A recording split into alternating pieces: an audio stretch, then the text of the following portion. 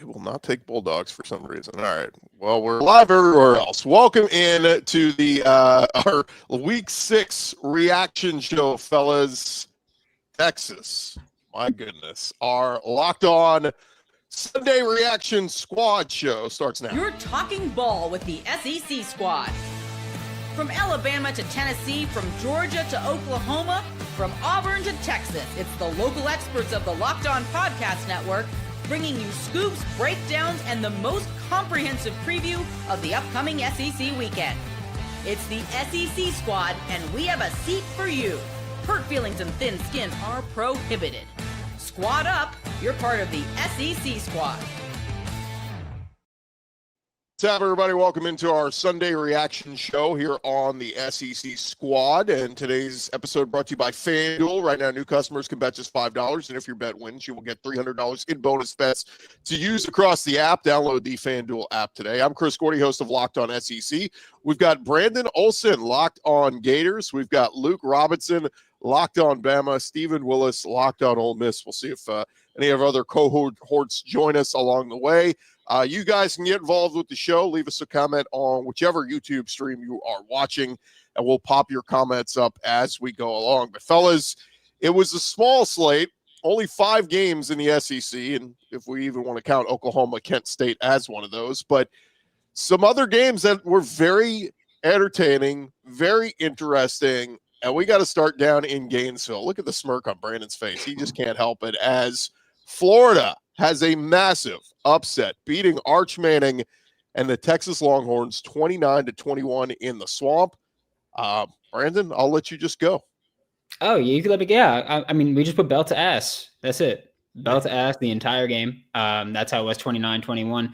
Didn't feel that close if you were watching the game. And I don't mean that to just talk trash. I didn't mean genuinely.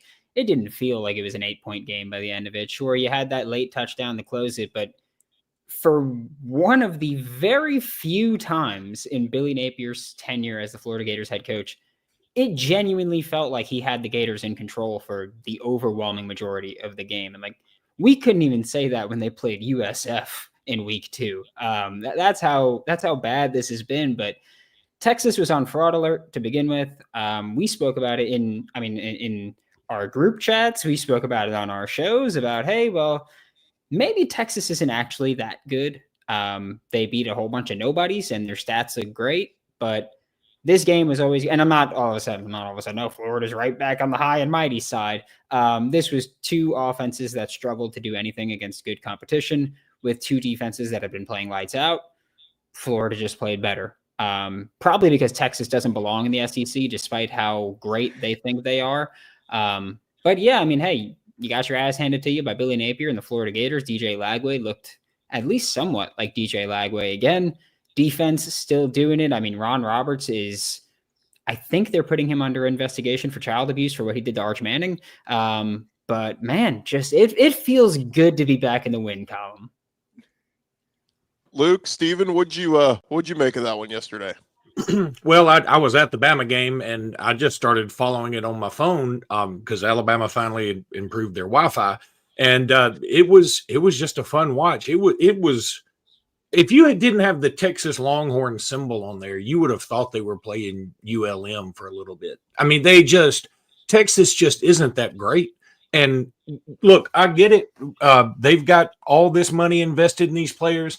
But it does come down, you do have to be able to coach them. You do have to be able to, I mean, Dallas, for a long time, the Cowboys have had a lot of talent. I mean, we've seen teams all over the place have a lot of talent. And if you can't coach them to get in one direction, it's not going to matter. And Arch, his body language is just not Manning-esque. And I feel sorry for him to a degree because he didn't ask for everybody to call him the next big thing. But on the other hand, I'm like, well, when you're getting a big check from Vuori and everybody else, I mean, it's just the way of the world now, and you got to be able to take it. So, but his body language wasn't looking good to me. Texas was trying all these various tricks, and this defense that we've heard so much about that they've paid so much for, Florida just with an offense, by the way, that hasn't been very good. No offense to Brandon. He will admit it. They have not been very good offensively. And Florida seemed to do whatever they want to. They beat them in special teams. They beat them on defense. They beat them on offense. They just beat them every which way. And this is what we've been saying about the SEC.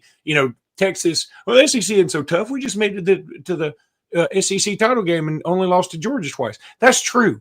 But y'all didn't go on the road and really play anybody. And whether that message board geniuses said that this apparently is because Texas begged and pleaded and bribed to get the easiest schedule they could get. And maybe so. I'm going to tell you what, if you think it's loud in Gainesville, just wait till you go over to Starkville, and all they have to do all week is practice ringing those cowbells. It's going to be loud. It's going to be non-fun. So good luck the rest of the way. But yeah, Texas, that just stunk. I need to say I'm sorry to Texas fans, because all during the offseason, I said that Texas was on 8-4 watch. Little did I know that I was just pumping sunshine, apparently, because there's no way this team is winning 8 games this year. No way at all. And there's a good chance that they lose to somebody that you just don't expect them to. Losing in the Swamp, hey, I'm an Ole Miss fan. There's no shame in losing in the Swamp, especially when it's going well and they get raucous down there. But there's a chance that you end up dropping a game to Kentucky or something like that.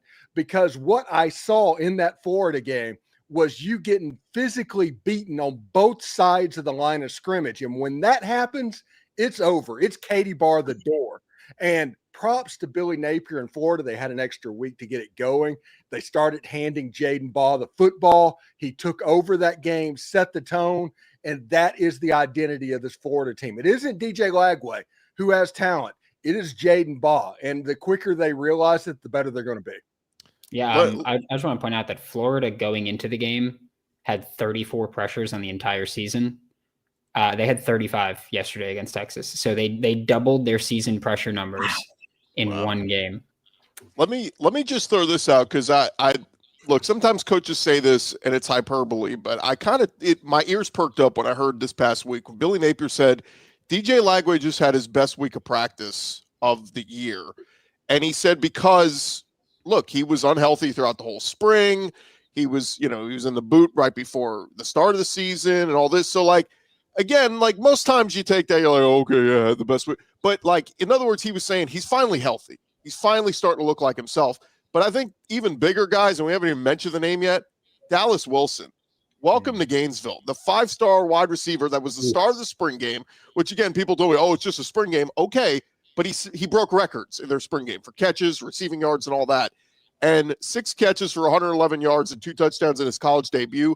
That's the best debut for a freshman receiver at Florida in program history. He set a record for yards, catches, and touchdowns, all single-game records for a Florida freshman playing in his first collegiate game. So he was a difference maker, Brandon. Yeah, and he had a fumble recovery. Sure, he fumbled, but he had a fumble recovery.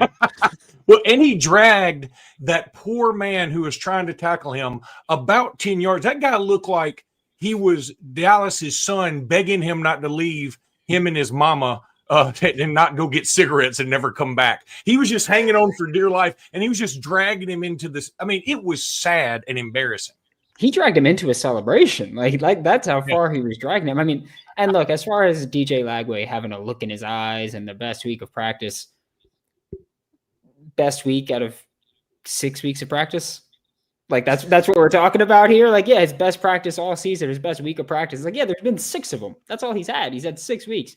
DJ Lagway did look more comfortable. The offensive line, one of the biggest issues of this team so far. I mean, and it hasn't even been poor play. It's just been communication. They've just been leaving guys unblocked. They eliminated that. Only 6 pressures on DJ Lagway all game. I mean, and also, I'm gonna take over for a second just to talk about that timeout late in the game with 1 minute and 6 seconds left that everybody made such a big deal of. Florida had all 3 timeouts. They were up 8. It was a 3rd and 4, if I'm not mistaken. Austin Barber's helmet comes, or after the second down, Austin Barber's helmet comes off. That means that he either has to come off the field or they have to play, or they have to burn a timeout. Texas was going to decline that 10-second runoff. So the timeout had nothing to do with the 10 seconds coming off the clock.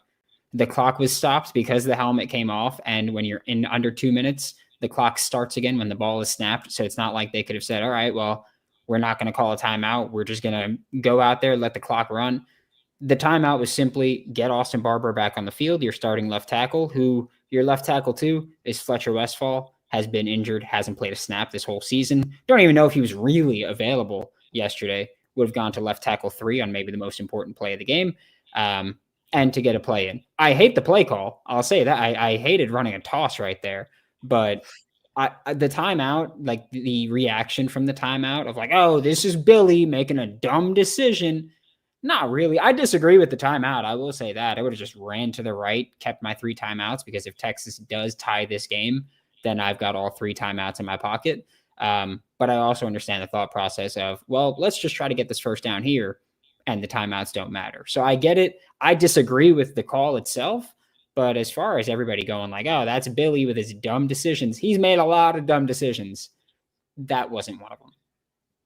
And the way their defense was, I know Texas scored that touchdown late, but it felt like it was going to take a Herculean effort for them to go back down and score another one and get, so it just, I don't know. It didn't feel like Florida was in danger, but it did feel a little bit like, people were getting up in arms over, oh God, Billy, you're going to blow this. We do have a comment. Hey, Brandon, do you believe this win proves why we need to hurry up and move on from the Napier administration? Great win and great talent. I mean, this is the problem with the win, Brandon, is I thought if he loses this one and loses next week, he's fired. Winning, it feels good if you're a Florida fan, but what does this do for Napier now? If this one win does anything involving his job security, you're already failing. One game doesn't decide anything. That's firm belief of mine. I've been pretty adamant that I'm not entirely sold they've actually made the decision yet to move on, despite how glaringly obvious it is that you should move on from Billy Napier here. Again, plain and simple, for the reason that I have championship expectations at the University of Florida. I do not believe he's the head coach that's going to win you a national championship. I think then hey, it's time to move on. Could be a blessing and a curse. I won't trade a win for anything, though. Honestly, I get it. I hate that if this does impact him staying. I don't care. I'm gonna want my team to win every single game, every single week. I wanted them to beat USF, and they lost that game too. Wanting them to win does nothing. Like me wanting them to win does nothing. If it does keep Billy, again, if you're making your entire assessment based off one game at home against an overrated team, you're going about this the wrong way anyway. Let me address what you put up there for a second from Eric D. It says, I think you guys are overreacting and overreaching here. Texas will figure things out, but they are going to go 9-3 and 8-4. Look, I tend to agree there. I like where Steven's head is, but I do disagree. I think they'll go 8-4 because here's the rest of their schedule. Oklahoma, who may or may not have John Mateer. At Kentucky, that's a win. Even Texas can beat them. At Mississippi State, kind of a toss-up. Vanderbilt at home, don't feel great about it. And then Georgia, Georgia doesn't look super either, do they? Arkansas and Texas A&M, I think they'll go. I think 8-4 is probably the floor. But compared to preseason expectations, that is catastrophic. And compared to what their future SEC schedules will look, it is horrible because they can't just keep getting schedules. And we know the schedules for the next 4 years. I need to go look at it for Texas. But they can't keep getting schedules the way they've gotten schedules so far. Yeah, and you said Texas 9-3, 8-4. If they lose to Oklahoma on Saturday, they're officially on 7-5 watch. Okay, traveling to Stanford Stadium, playing against Texas A&M at home. Texas A&M looks legit this year. They look like they can threaten just about anybody as long as they, keep the momentum. And if Marcel Reed can get a little bit better throwing the football, they are going to be a pain. If they lose to Oklahoma on Saturday, it's 7-5 watch at this point. What do you guys think? I mean, it is funny that Matthew Caldwell has to come in for that one play when Arch's helmet comes off and throws a dart, and it's like a 20-something yard gain. And look, I mean, let the conspiracy theorists go, but there will be people saying bench Arch and let Caldwell show what he can do as a guy who played a lot of football at Troy. But it's with Arch. Do you stay the path because he's just got to go through his growing pains and he's going to get better? Or do you go, this is just so bad right now, we're going to struggle winning games with this guy? Look, I think – Go ahead. Oh, well, you have to play Arch Manning because of the mobility, because that offensive line is such trash. You can't put somebody back there that can't run because they're going to get up and just get destroyed. Yeah, that was exactly my point. Is like he's still like, look, he didn't throw the football amazing. He still got pressured 35 times. He had 40 dropbacks, and he got pressured 35 times. Like they were on him the whole time. That wasn't strictly Arch. Arch, again, like you said it earlier, like without Arch, you lose that game by probably 5 touchdowns. His legs made big plays there. And I mean, look, in Arch's defense, despite all the Warby Parker commercials he was seeing ghosts the whole damn time. So, I mean, he's got 35 pressures is a lot. And especially Ron Roberts put on a freaking clinic with disguising everything possible. Tripped Arch up. That's going to happen to a young quarterback. Yeah, it doesn't work out well for Warby Parker when Florida sacked him 6 times. I mean, the vision maybe not there, maybe holding the ball a little bit too long. They could be doing a Matt Foley like I can't see too good. Is that Bill Shakespeare?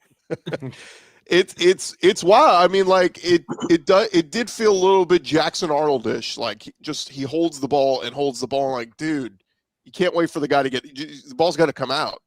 And then some of the decision making, he had 2 interceptions. He really could have had 3 or 4. Like, yeah. He was trying to play hero ball at the end of the game because he had to. That's the truth.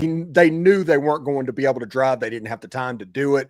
They had to try and luck into a tip pass that made a 30 or 40-yard gain down the field because they got such physically dominated by Florida in that game that was really his only option. I do not fault the hero ball because Texas just got absolutely destroyed. Well, next week, Brandon, Florida plays at Texas A&M, the Gators' 4th top 10 opponent in their first 6 games of the season. So it doesn't get any easier for Napier and the Gators. No, which, I mean, look, because people keep talking about, did this help him stay? Like, if you have a turnaround record-wise, what you had last year with this schedule, which I think a lot of people thought would be easier. I remember last year during the Texas game, I think it was Jesse Palmer was commentating, and he was just like, hey, you keep Billy because next year your schedule is going to be easier. So you keep him in 2025. And then now everyone you play, there's not a single point in this season where you have a back-to-back stretch of not facing top 15 teams. You've got a top 15 team throughout. It's an absolute gauntlet. If you can somehow turn this around, they'll keep him. I know people keep saying 8 wins is the number. I refuse to believe that. Scott Strickland is a spineless loser. I think he's going to see 6 wins if you get to 6 and keep him. Again, I disagree with it simply because my measure is national championship. Scott has different feelings, different thoughts. I can't get into the mind of a loser, so I can't relate to that. But that's where he's at. I think it's, hey, if you get 6, you're going to stay. As much as I hate it, not up to me. But if you can do it, you got respect. I mean, if you can do that against this schedule again, it's going to happen. Before we move on to Oklahoma or to Alabama and Vanderbilt, which Luke is chomping at the bit to, I do want to mention, I mean, Texas versus Oklahoma this coming week. My gosh, Oklahoma's defense is one of the best in the country right now. I get it. They played Kent State, but they shut them out for their first shutout in over 2 years. Sooners right now, their 21 sacks in the country are first in the SEC, second in the country. They're number 2 in the country in points allowed per game at 7 points per game behind just Ohio State. And they're number 1 in the country in yards allowed per game at 193.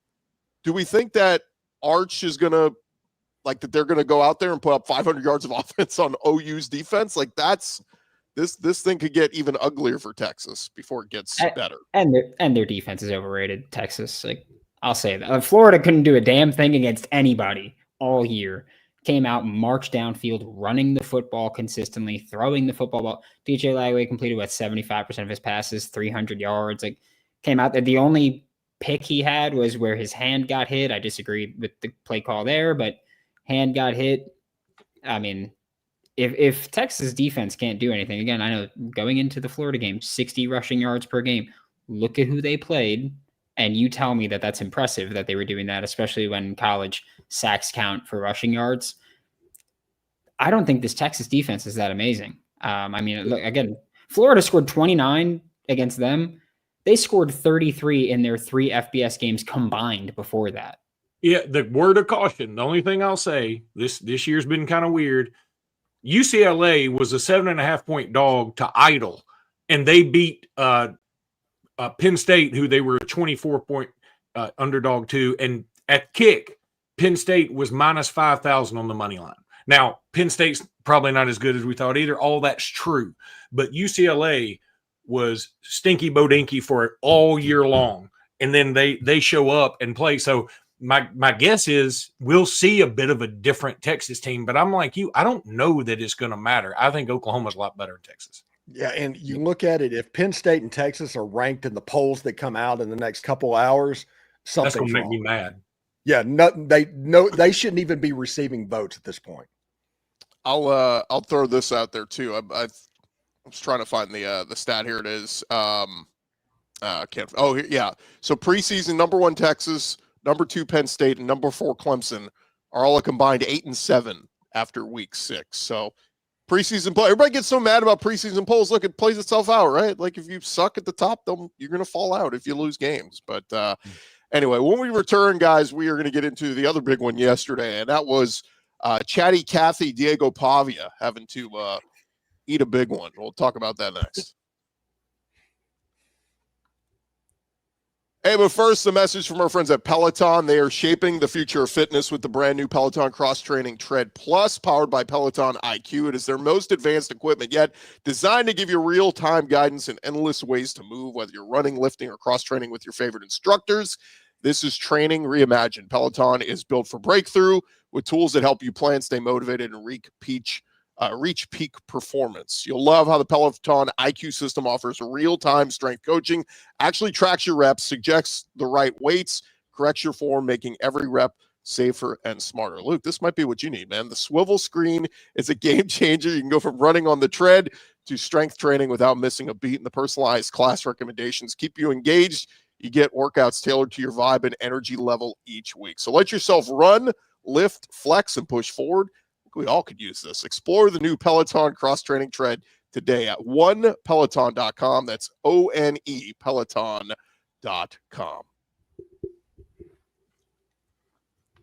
All right, gents, the other big SEC game, well, there were a couple yesterday, but the next one we'll get to is Alabama silencing Diego Pavia and Vanderbilt in their undefeated season, beating them 30-14. Ty Simpson, outstanding. Jam Miller with a career day. And how about the Alabama defense? So they gave up yards and points in the first half, but whatever halftime adjustments they made, Luke, it worked because they shut out Vandy in the second half. Yeah, first of all, the defense looked not so hot in the first quarter, and I tweeted about it, and then that came back to haunt me, but that's okay. They gave up 113 yards rushing in the first quarter, and then I think they gave up 13 in the second, 7 in the third, and none in the fourth. So, yes, I don't know if it was necessarily halftime adjustments, because Jimmy and I talked about that today on the podcast, that they were trying to make adjustments in game, and in fact, on that 76-yard run, we had made an adjustment that was sort of unique to us, and it backfired. I mean, because they went for 76 yards or whatever it was. So sometimes you make an adjustment, it just doesn't work out. And also one thing that I guess it didn't slip my mind. I just looked over it while I was upset with the defense at first. You know, Alabama's still missing Quay Russaw, who is clearly their best player against the run and linebacker-wise. And then they were missing James Smith, who was out for that dumb targeting call, which I could go on a rant for that for 3 podcasts. And then they were also missing Jamarian Latham and Jeremiah Beeman. So, I mean, they're missing a lot of dudes. And Vandy is a well-coached team. I mean, they are just – look, Jimmy and I talked about it. We love everything about Vanderbilt. I mean, we respect it because we know how down in the dumps they've been forever, and we respect it. We just hate the Pavia aspect of it because you kind of want to like him with his story, but he can be such a jerk at times. And it's just hard to, but I kind of get it. Because as I said, I don't think Vandy's not going to get fired up by a blonde-haired, blue-eyed, pasty white dude who's really good at Vandy. They got a bunch of those dudes. They got a bunch of them. They needed somebody who, you know, you don't really know his background. It's kind of weird and sketchy.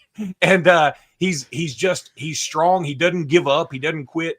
And look, I think he's a better quarterback than Arch by a long shot now. And even though he didn't have his best game yesterday, there were still times I just knew Alabama had him. They had him stopped, and he finds a way, or he does like these nice look away passes. You don't see a lot of no look passes in football, but he has them. He can be looking straight ahead and just throw it to the side. He had a few of those. But in the end, Alabama's defense came to play. Ty Simpson threw his first pick. I don't think there's anything wrong with that. I mean, you got to get it out of your system, right? And Jeremy Bernard still doing Jeremy Bernard things. Ryan Williams had a drop late in the game. I don't know what is going on there. Caden Proctor got another rush for a first down.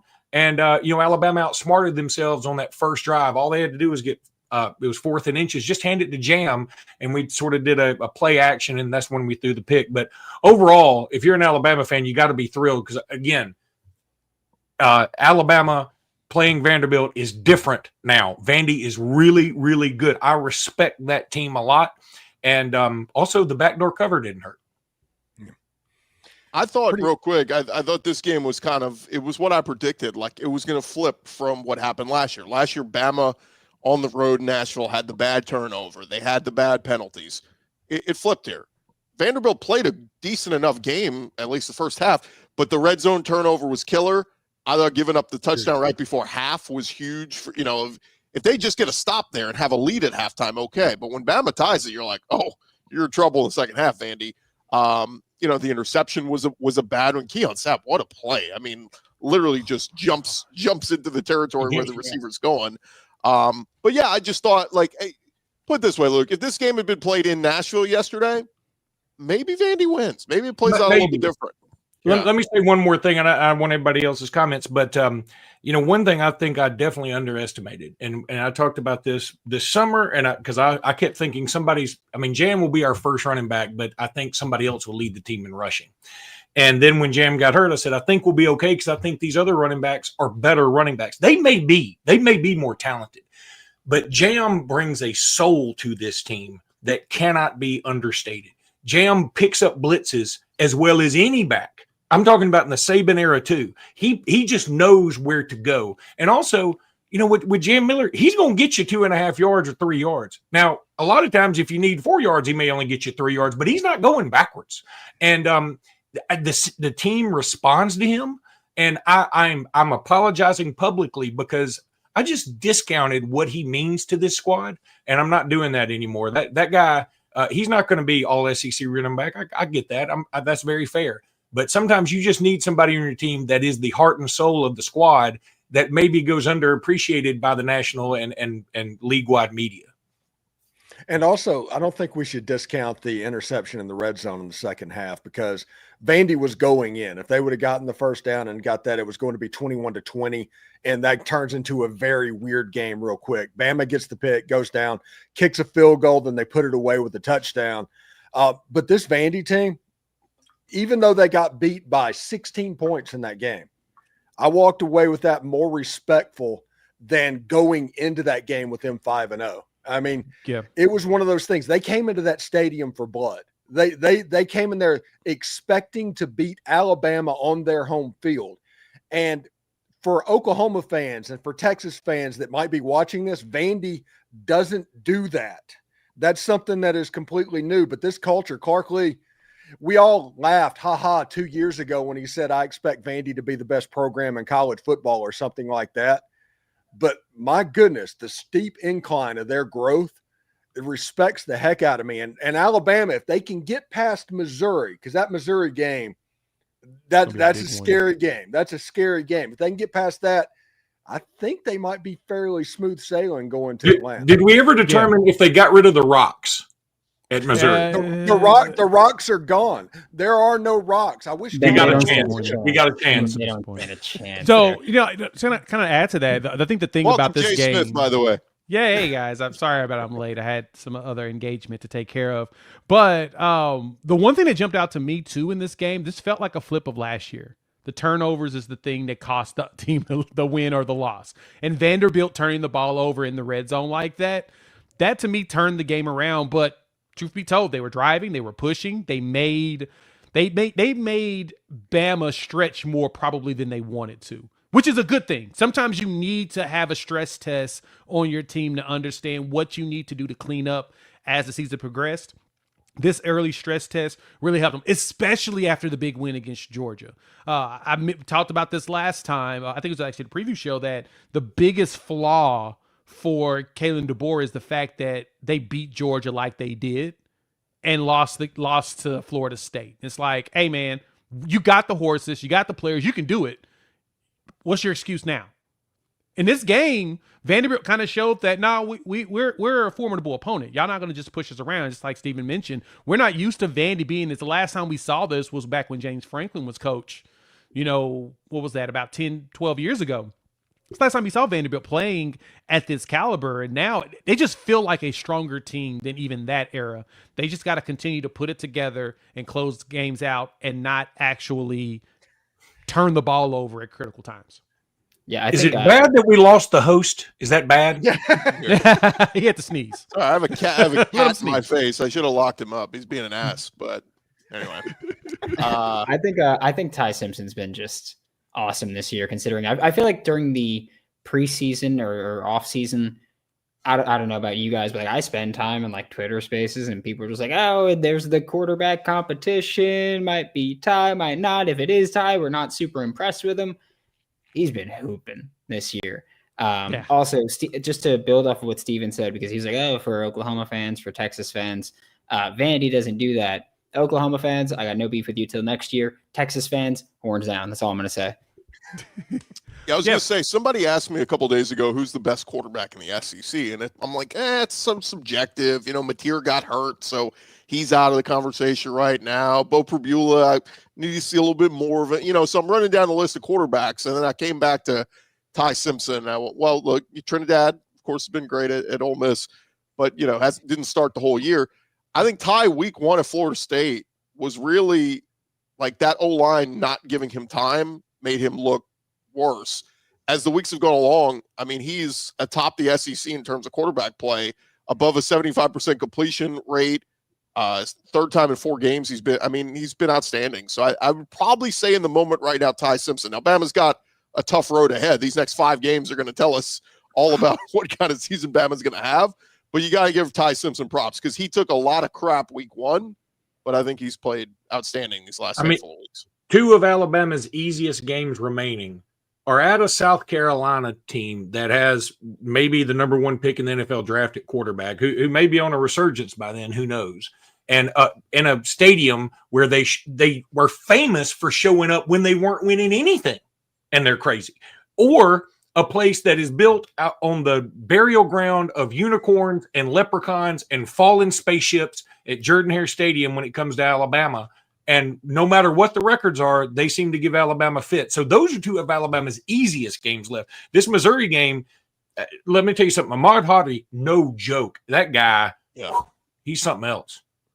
Well, I'll say this too. Yeah. I mean, my thing with Bama, Luke, is can they go 4-1 in these next 5? And that's at Mizzou, home for Tennessee, at South Carolina, home for LSU, home for Oklahoma. 3 of those are at home. If they go 4-1 in that stretch, the question is, you'll go into the Iron Bowl basically with a chance to finish 10-2 and be a lock for the playoff. If they go 3-2, however, man, we're going to get into a real argument at the end of the year over, well, that week 1 loss to Florida State's a good loss. That's where it's going to get really sticky for them. There's no question. I want to address something Pimp named Slickback said. It's my favorite name on here. He said Luke was part of those people calling for Ty to be benched. Let me clarify this. What I said was after Florida State. God, that is a great avatar too. After the Florida State game. Love it. Yeah. After the Florida State game, I said, look, I was really worried. I was there. It was awful. It was terrible. And I was like, I think this team needs a spark. And my whole argument was, you don't get a spark by changing punters. You get a spark by changing quarterbacks. And I said several times, Ty wasn't the problem. And I think it's wrong to put blame on Ty. A lot of people were. I wasn't putting the blame on Ty. I thought the whole team was bad. And I said, but if the team needs a spark, I think you have to change the number 1 guy. And it turns out they created their own spark. After whatever happened in FSU, I am as surprised as anybody. After that week, the way they turned this around, is incredible to me because I didn't see it coming. Because I watched last year. I watched those road games last year. And so I'm shocked. I'm thrilled to death. And so, again, I'll say it. Ty Simpson is awesome. I was singing his praises all summer, and all I did was suggest, hey, if we need a spark, you need to change quarterbacks. I wouldn't call him necessarily to be benched. I definitely wasn't saying it was his fault. Let me just address Todd's comment real quick. 3 losses will not get in the playoffs. Stop that dream. That changed this offseason. Remember, they put in the metric of strength of schedule is a determination, and they're going to reward good losses this year over crappy wins. Indiana got in last year and they beat nobody. They're making that change this year. They're going to reward good losses. So, look, I'm not saying it's a lock. I'm saying there's a pretty good chance we get a 9-3 team, maybe 2 9-3 teams in, depending on how this thing plays out. And I would tell you right now, I think they come from the SEC, if anywhere, a 9-3 team that gets in. Now, we'll say this.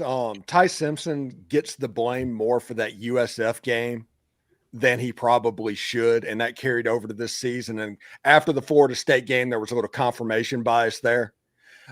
It's kind of like Arch Manning going against UTSA last year, and all of a sudden you get all the hype and he's going to be better than Tim Tebow and all of that stuff, Paul Feinbaum. I think the opposite is both happening at the same time. Ty Simpson is probably the best quarterback in the SEC right now. We'll joke about Trinidad and living on island time and all of that stuff, but I think he does get too much of the blame for that USF game whenever he did that. Real quick, we did have I'm trying to reward the super chats that get in here. Brandon said, who was the last team number 1 to start the season to lose 4 games in that season? I'd have to go back and look, but I mean, I could be. I know the last team that started out in the top 10 and lost 10 games in a season. Yeah, that happened last year. Yeah, exactly.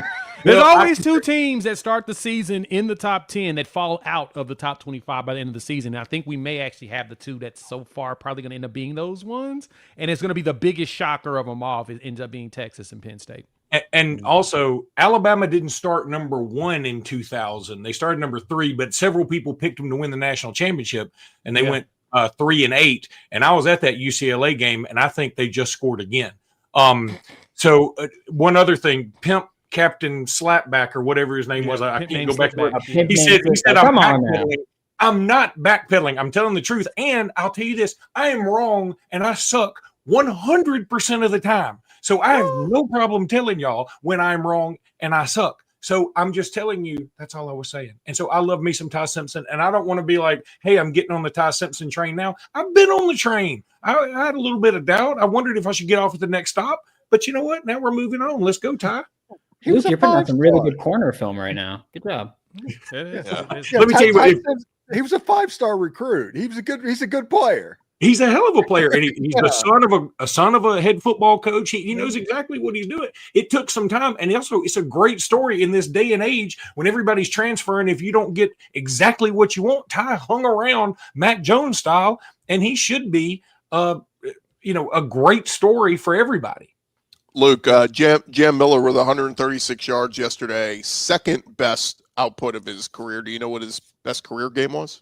Last year against Vandy? USF last year. USF, yeah, he did have a long run against you. He had like a 46-yard touchdown in that game too, yeah. But Vandy, he kicked ass last year against Vandy too. He did. I mean, he was one of the few. All right, when we return here, gents, we get a few other SEC games to talk about, including the Aggies win over Mississippi State, Georgia rolling Kentucky, and we'll also get Jay's thoughts on OU as they get ready for Red River. More Locked On SEC Squad Edition coming up next. Hey, first, guys, this episode brought to you by Square. They are your favorite neighborhood or all your favorite neighborhood spots. They run on Square. There are certain businesses that make the neighborhood the neighborhood. These are the places that become an extension of your home, whether it's your go-to sports bar where you watch all your games, the best wing spot in town, your beloved local chain that's been rooted in your community for years, your go-to coffee spot, whatever it is.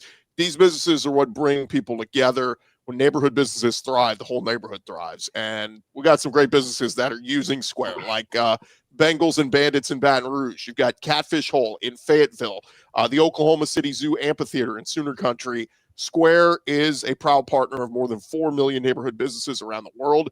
You can go to square.com/go/LockedOnCollege to learn more. But before you do, Go support your favorite neighborhood spot. You'll be happy you did. Square will see you in the neighborhood.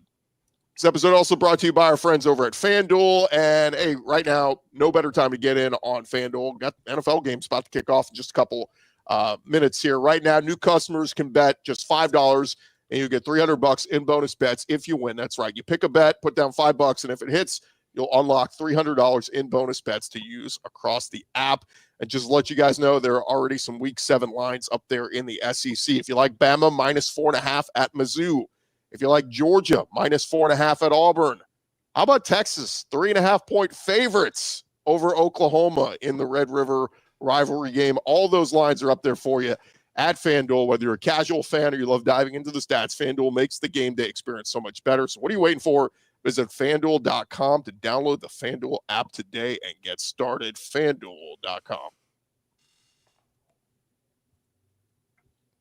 I was a little surprised at that Texas line, Jets. I'm not gonna lie. Yeah. I'm not. It's mainly because Michael Hawkins so far is set as the starting quarterback right now. We won't know until probably the availability report drops on Wednesday who's going to start. So what's your offensive line still listed as Texas's offensive line? It is. It is. Okay. What's your feeling on that? Real they quick? apparently haven't been available all season, by the way. Do you think Mateer is going to play, Jay? I do.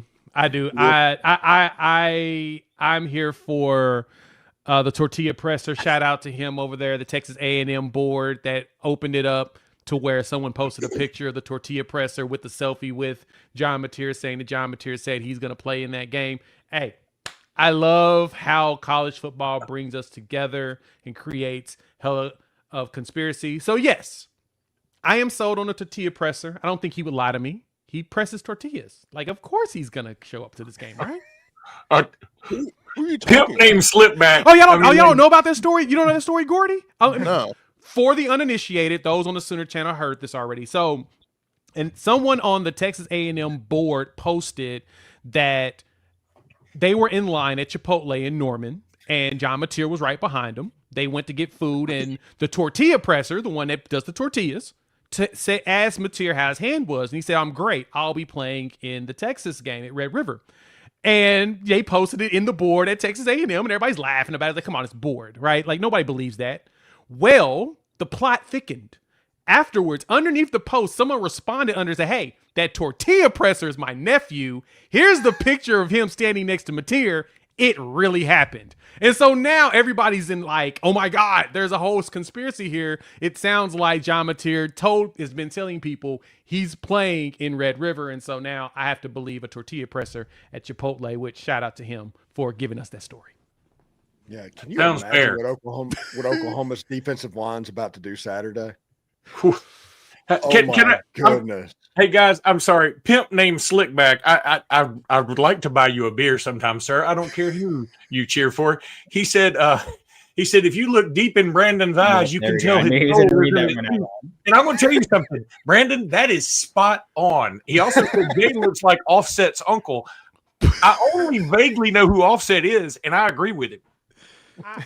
There are some comments, Luke. Billy I just Napier's put still up. my head coach.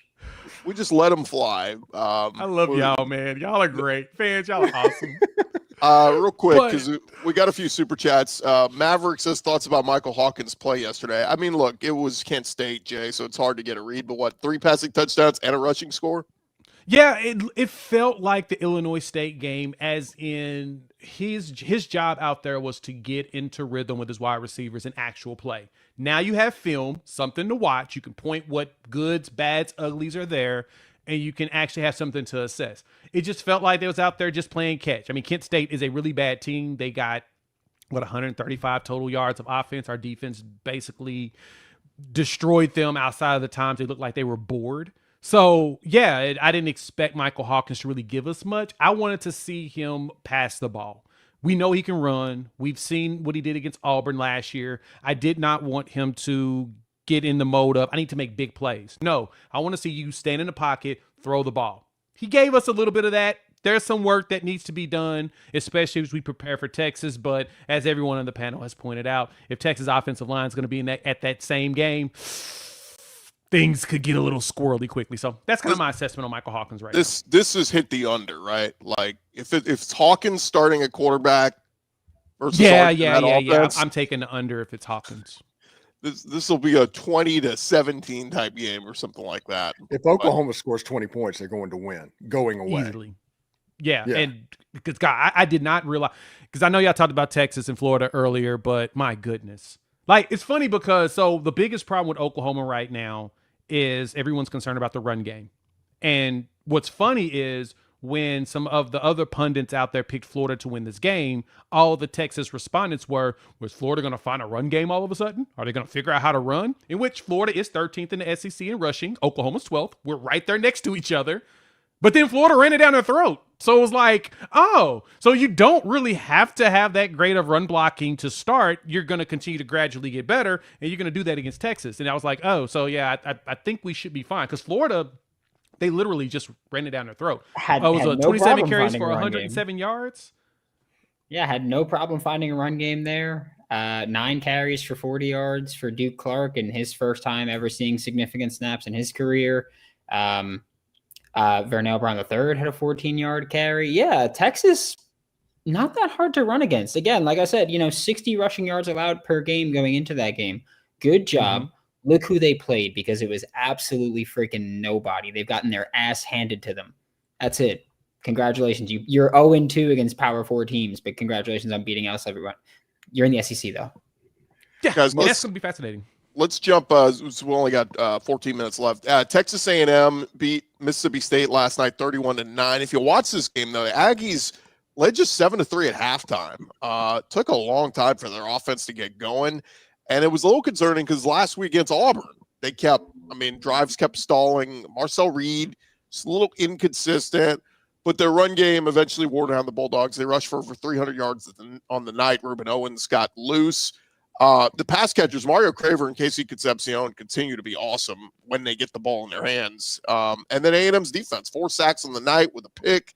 A&M's defense looked much better these last 2 weeks. They gave up, 3 weeks ago, they gave up 40 on the road at Notre Dame.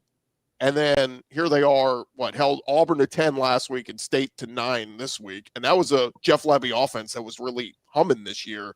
Mm-hmm. So, I don't know. What do y'all think of Texas A&M? They grind it.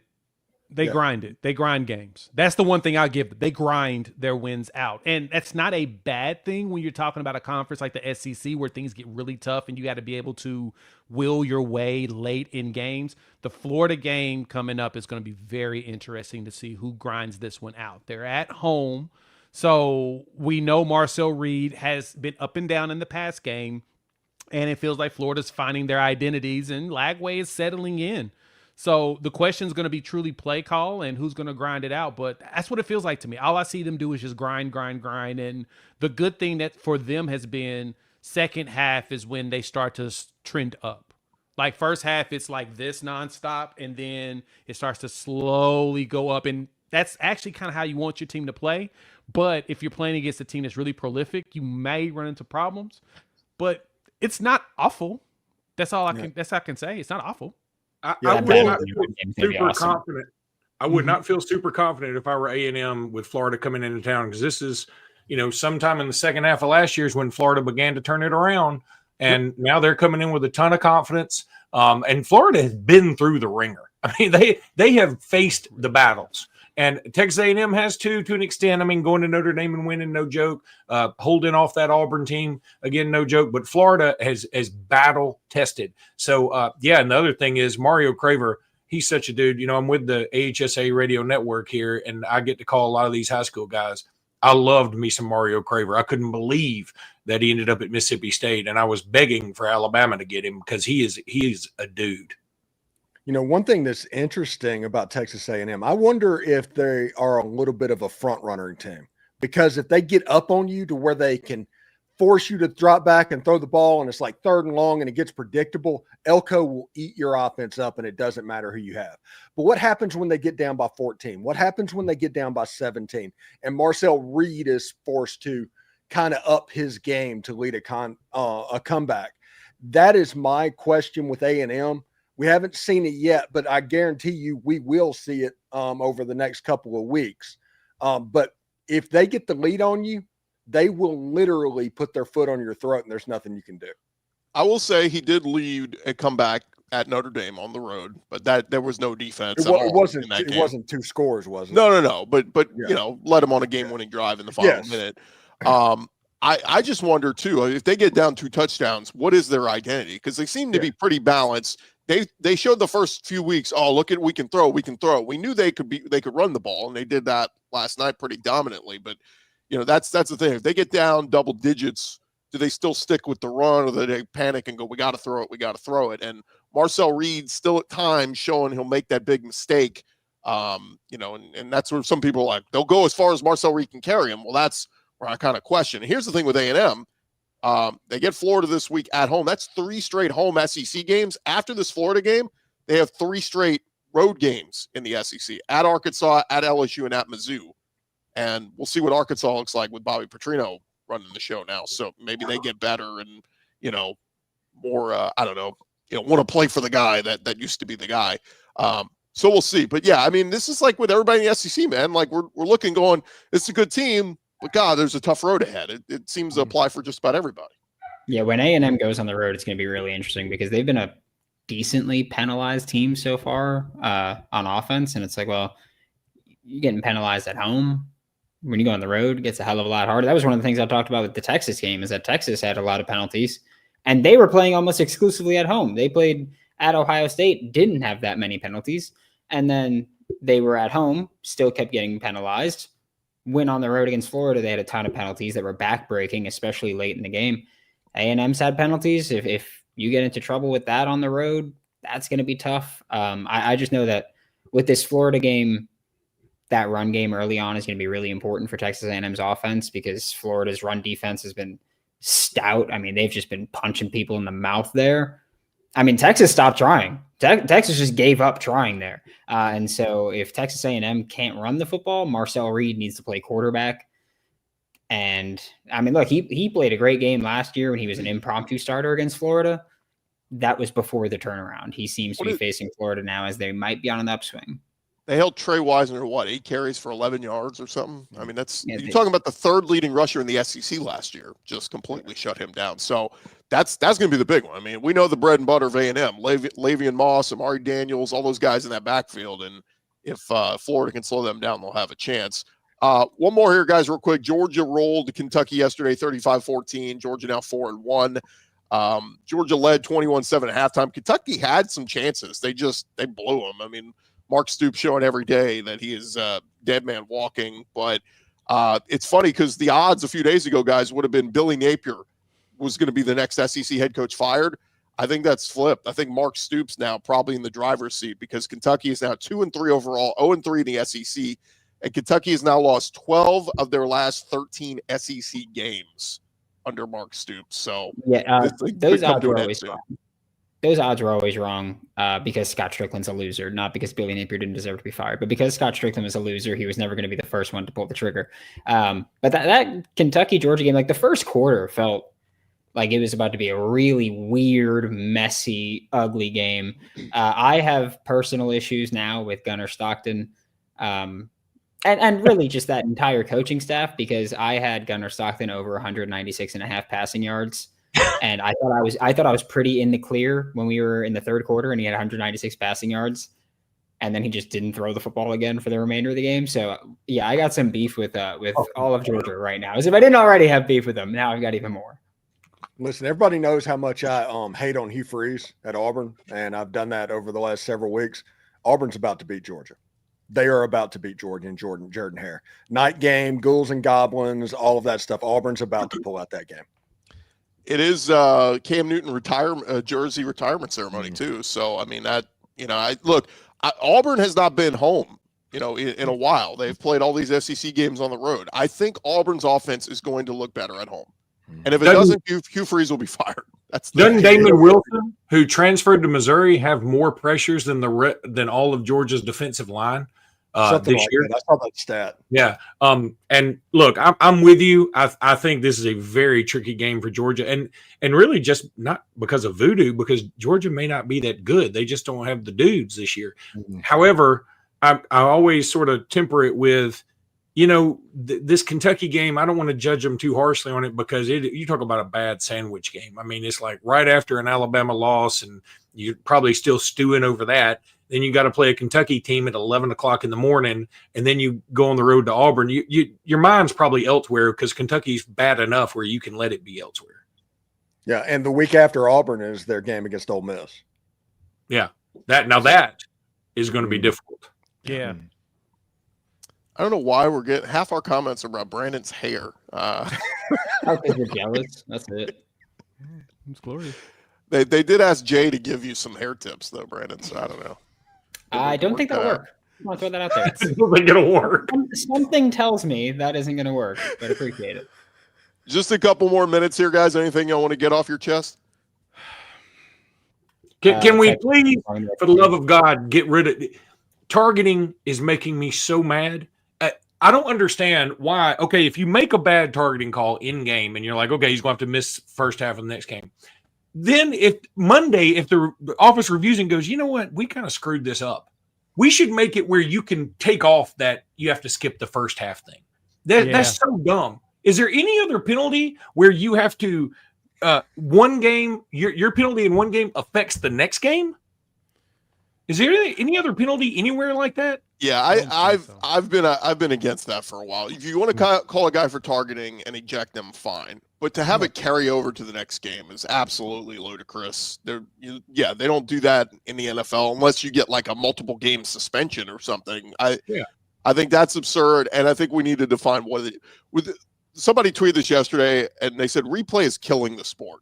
How many times yesterday, early in games, we had to go to replay for just the dumbest stuff, and stuff that's so quick that the TV booth shows the replay, and you go, "Oh, that's clearly a catch. Oh, clearly the ball was out. They got it right." That should just be instantaneous. Instead, we got to waste 5-10 minutes on these reviews, and it's like, dude, you're killing the flow of the game. Do y'all realize the Texas-Florida game was at well into halftime before Alabama and Vandy got there, and yet both games were finishing at about the same time? Yeah, because of all this dead stoppage of plays or reviews and stuff. It's silly. Yeah, the only stupid stoppage Florida had early on was Hayden Henson fumbled, and it was the most obvious thing. Like, he caught it, turned, took like 4 steps, and then it got punched out. And they're like, "Oh, well, let's review this." It's like, you don't need to. I'm a Florida fan. Hayden's on the show every Wednesday. If anybody's going to be biased for him, it's going to be me. You didn't need to review it at all. We got it. We didn't need to go to the booth and talk about that for a while. Yeah, the targeting rule, there needs to be like college basketball where there's a targeting 1 and a targeting 2. And you have to have the egregious thing to where you're sitting out, and otherwise it's just a 15-yard penalty. Yeah, I agree. It doesn't make any sense. There's no consistency. Like, it was at the Penn State Oregon game where that dude literally targeted the dude, knocked him while he was on the ground. They didn't call targeting at all. No, they didn't even review it. They didn't even review it. And then, I have to, of course, I'm going to twist it back to Oklahoma, but our edge goes out there and tries to not hit a quarterback and has his hands up, and they call him for targeting because he jumped in the air. And it's like, what? Like, I understand player safety, but let's use our brain. Also, it is football. I mean, player safety and all is great, but this is a very dangerous sport by nature. And people choose to play it. And if I had the ability, I would have played it. I'm just saying that it's a wonderful sport, but it is dangerous. I didn't realize that rule on if the ball could touch the ground as long as you have full control of the catch. Yeah. I thought that was interesting. Billy Napier didn't know the rule. Like, oh, okay, I guess. Well, I'm pretty sure this year is the first year they did it, but this year is also the year that no one knows anything about what a catch is or what isn't a catch. No. So. Yeah, we need to stop with that. If a guy catches the ball and it looks like he's caught it and then his elbow touches out of bat, like, what are we doing? Stop overcomplicating. It's a catch. Just call it a catch. Like, we're over. Maybe we should do challenges. Could we just do challenges? That would help. Yeah. If you catch the ball and you're going to the ground, it's like you have to survive the ground with the catch. Well, the defender's got his arm in there trying to rip the ball out all the way down when the ground hits. You didn't mess that up. They just completely took the opportunity to force an incomplete pass as it continued. That's the defensive player trying to take advantage of the rules, not the ball surviving the ground. Real quick, guys, before we wrap up, we had somebody ask about our Longhorn guy. Brad Kellner he's got other jobs and channels he runs and stuff. He's just rarely ever available when we do these. We invite him. He's always invited, So we'll hope to get our Locked On Texas love guy on here. And then same thing with Matt Moscona. He's got a million things going on Locked On LSU. And so is people asking where he is. So anyway, just let the invite is always open to all of our guys. It's just who can make it and who can't. So Brad Kellner was on Locked On Gators for Thursday. Felt pretty confident about Texas. Just want to throw that one out there. Just want to throw that out there. Hey, Jeez. Lane Train just got a big 2027 quarterback commit. We're rolling. Are we celebrating 2027 recruits though? In this day and We age, celebrate everything. Yep. Everything. in 2 months he'll be committed to somebody else. That's how this thing goes. And if that happens, we'll pretend like he doesn't exist. All right, fellas, this has been our Locked On Sunday Squad edition. And hey, a reminder on Thursdays, you can check out our college football kickoff show every Thursday on Fire TV with former AP Coach of the Year Gary Patterson, with Jesse Hawley and Drake Toll, getting you guys previewed for the whole weekend that's to come. And of course, you can check out all of our Locked On great shows. Whatever school you're a fan of, just search Locked On in that school and you'll find that show. Or if you just want the whole conference, I've got you covered with Locked On SEC. But for Brandon Olson, Jay Smith, Luke Robinson, Stephen Willis, I'm Chris Gordy. We'll talk to you guys coming up later this week, Thursday, with our Locked On Squad show.